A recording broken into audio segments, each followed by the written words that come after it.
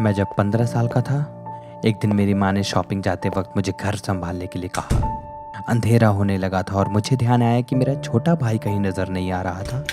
मैंने अपनी बहन से पूछा कि शायद उसे पता हो कि वो कहाँ गया है, और उसने बताया कि वो पास के पार्क में सॉकर लेके खेलने गया है।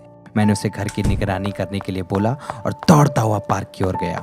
जब मैं वहां पहुंचा, पार्क को बिल्कुल खाली देखकर मैं हैरान रह गया।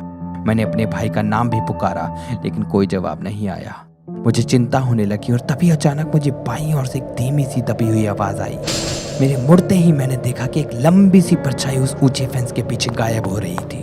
मैं पूरी तेजी से उस तरफ भागा और जब मैं फेंस की दूसरी ओर पहुंचा, मैंने कुछ ऐसा देखा जिससे मानो डर के मारे मेरी सांसें ही रुक गई हों। एक लंबा सा आदमी मेरे छोटे भाई को गलियारे में घसीटता हुआ ले जा रहा था। गुस्से के मारे मेरी आंखों में आंसू आ गए और मैं उन्हें संभाल ना सका। मैं उसकी तरफ दौड़ा, पर उसने शायद मुझे आते हुए सुन लिया, क्योंकि उसने मेरी तरफ देखा और मेरे भाई को जमीन पर ही गिरा दिया। उस आदमी ने मुझे पकड़ने की कोशिश की, लेकिन मैं उसकी तरफ इतनी तेजी से दौड़ा कि जब मैं उसे टकराया वो जमीन पर जा गिरा। गाली देते हुए उसने उठने की कोशिश की, लेकिन मैंने उसके चेहरे पर जोर से लात मारना शुरू कर दिया। लात मारते हुए मैं उससे सवाल पूछने लगा और फिर मैं अपने भाई को गोद में लेकर पूरी तेजी से घर की ओर दौड़ने लगा।